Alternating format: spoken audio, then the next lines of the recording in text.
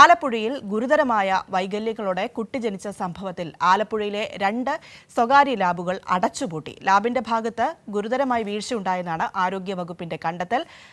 ആരോഗ്യ ജില്ലാ ഉദ്യോഗസ്ഥരെയാണ് ഇന്നലെ ഉച്ചയ്ക്ക് ശേഷം 2 ലാബുകളും പൂട്ടിച്ചത്. ഇത്തരത്തിൽ പ്രവർത്തിക്കുന്ന ലാബുകൾക്കെതിരെ വരും ദിവസങ്ങളിൽ ശക്തമായ നടപടി ഉണ്ടാകും. Shajahan, good morning. ഏറെ പ്രധാനപ്പെട്ട ഒരു വാർത്ത, അത് ഒരുപക്ഷെ ഒരു പ്രതീക്ഷ നൽകുന്ന ഒരു കാര്യം കൂടിയാണ്. ഇങ്ങനെ അനുമതിയില്ലാതെ പ്രവർത്തിക്കുന്ന ലാബുകൾ പൂട്ടിക്കുന്നു എന്ന് പറയുമ്പോൾ അതിൻ്റെ പ്രാധാന്യം, അത് എത്രത്തോളം ഗൗരവമുള്ള വിഷയമാണ് എന്നും നമ്മൾ മനസ്സിലാക്കേണ്ടതാണ്. എന്താണ് ഇതുമായി ബന്ധപ്പെട്ട കൂടുതൽ കാര്യങ്ങൾ പറയാനുള്ളത്?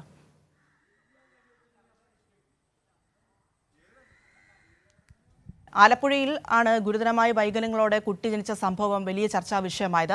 അതിലാണ് 2 സ്വകാര്യ ലാബുകൾ അടച്ചുപൂട്ടി എന്നുള്ള വാർത്ത വരുന്നത്. ലാബിന്റെ ഭാഗത്ത് ഗുരുതരമായ വീഴ്ച ഉണ്ടായെന്നാണ് ഇപ്പോൾ കണ്ടെത്തിയിരിക്കുന്നത്. നമുക്കറിയാം, ആരോഗ്യമന്ത്രിയുടെ നിർദ്ദേശപ്രകാരം കഴിഞ്ഞ ദിവസം ആരോഗ്യ വകുപ്പ് ഇതുമായി ബന്ധപ്പെട്ടുള്ള അന്വേഷണം നടത്തി റിപ്പോർട്ട് തേടിയിരുന്നു. ആ റിപ്പോർട്ടിന്റെ അടിസ്ഥാനത്തിലുള്ള നടപടികളിലേക്ക് കാര്യങ്ങൾ കടന്നിരിക്കുന്നു എന്ന് തന്നെയാണ് വ്യക്തമാകുന്നത്. 2 ലാബുകളുടെ പേരാണ് ഈ വിഷയത്തിൽ ഇക്കാര്യത്തിൽ ഉയർന്നു വന്നത്. അതിലിപ്പോൾ ഈ ലാബുകളുടെ പ്രവർത്തനം ശരിയായ രീതിയിലല്ല നടന്നത് എന്ന് കണ്ടെത്തിയിരിക്കുന്നു. അതിന്റെ അടിസ്ഥാനത്തിൽ ഇവ അടച്ചുപൂട്ടിയിരിക്കുകയാണ്. ഷാജഹാൻ, എന്താണ് ഇതുമായി ബന്ധപ്പെട്ട് പറയാനുള്ള കൂടുതൽ കാര്യങ്ങൾ? എന്തായാലും ഈ ഒരു നടപടി അത് വലിയ ആശ്വാസം നൽകുന്ന ഒരു കാര്യം തന്നെയാണല്ലേ?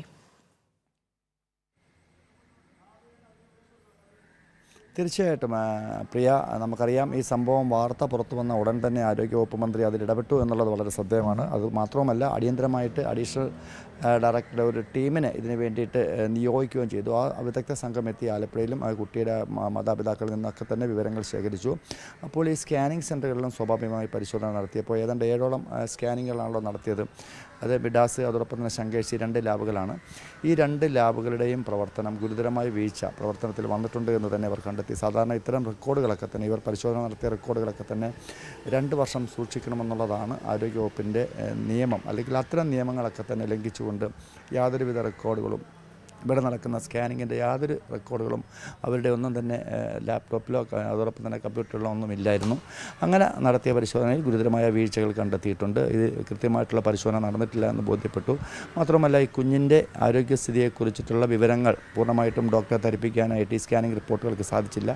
അതിൻ്റെ ഉത്തരവാദിത്തം ഈ ലാബുകൾക്കാണ്. അത്തരം ഉത്തരവാദിത്തങ്ങൾ നിറവേറ്റാൻ കഴിയാത്തതാണ് ഈ കുഞ്ഞിൻ്റെ ഇപ്പോഴത്തെ ഒരു ശാരീരിക പ്രശ്നങ്ങൾക്ക് കാരണം എന്ന് തന്നെയാണ് ഈ റിപ്പോർട്ടിൽ സൂചിപ്പിക്കുന്നത്. അതുകൊണ്ട് തന്നെയാണ് അടിയന്തരമായിട്ട് ഈ 2 ലാബുകളും ഇന്നലെ പൂട്ടി. മാത്രവുമല്ല, ഇനി ഇതുപോലെ പ്രവർത്തിക്കുന്ന നിരവധി ലാബുകൾ കേരളത്തിൽ പ്രവർത്തിക്കുന്നുണ്ട്.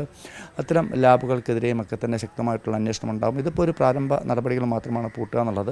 ഇതിൻ്റെ വരുന്ന ദിവസങ്ങളിൽ ഇതുമായി ബന്ധപ്പെട്ട് കൂടുതൽ നടപടികളിലേക്കും ഈ ലാബുകളിലെ പ്രവർത്തനം താൽക്കാലികമായി നിർത്തിവെച്ചു എന്നുള്ളത് മാത്രമല്ല, ഇവരുടെ ഭാഗത്തുനിന്നുണ്ടായ ഗുരുതരമായ വീഴ്ചയ്ക്ക് ശക്തമായ നടപടികളിലേക്ക് ആരോഗ്യവകുപ്പ് പോകും എന്നുള്ളൊരു മുന്നറിയിപ്പാണ് ആരോഗ്യവകുപ്പിൻ്റെ ഭാഗത്തു നിന്ന് നമുക്കിപ്പോൾ ലഭിക്കുന്നത്.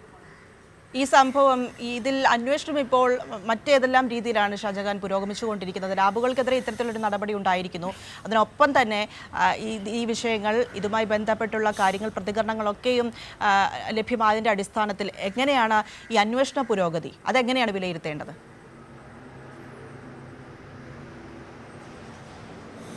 തീർച്ചയായിട്ടും കഴിഞ്ഞ ഏതാണ്ട് ഈ സംഭവത്തിന് ശേഷം ഈ കുട്ടിയെക്കുറിച്ചിട്ടുള്ള അപകടകരമായിട്ടുള്ള ചില വാർത്തകൾ വ്യാജമായിട്ട് പ്രചരിക്കുന്നുണ്ട്. പക്ഷേ ഇപ്പോഴും കുട്ടി ആരോഗ്യസ്ഥിതി മോശമല്ലാതെ തന്നെ ഇരിക്കുന്നു എന്നാണ് നമുക്കറിയാൻ സാധിക്കുന്നത്.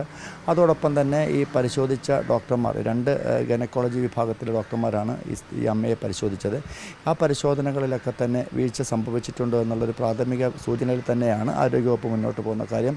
ഇത്തരത്തിൽ 7ാം മാസത്തിൽ തന്നെ ഈ കുട്ടിക്ക് ശാരീരിക വളർച്ചയിൽ വ്യത്യാസമുണ്ടാകാൻ സാധ്യതയുണ്ടെന്നൊരു സൂചന ഡോക്ടർ നൽകിയിരുന്നു. അത്തരം റിപ്പോർട്ടുകൾ നൽകിയിരുന്നു. പക്ഷേ അത് ഏത് തരത്തിലുള്ള വൈകല്യങ്ങൾ ഉണ്ടാകാൻ സാധ്യത, ഇത്തരം കാര്യങ്ങളെക്കുറിച്ചൊന്നും കൂടുതലായിട്ട് ഈ ഡോക്ടർമാർ പരിശോധന നടത്തിയിട്ടില്ല എന്നുള്ളതും ശ്രദ്ധേയമാണ്. അപ്പോൾ ഈ ലാബുകൾക്കെതിരെ നടപടി ഉണ്ടാകുന്നതോടൊപ്പം തന്നെ ഇത്തരത്തിൽ ഡോക്ടറുടെ ഭാഗത്തു നിന്ന് വീഴ്ചയുണ്ടായാലും അവർക്കെതിരെ നടപടി ഉണ്ടാകും. ശരി.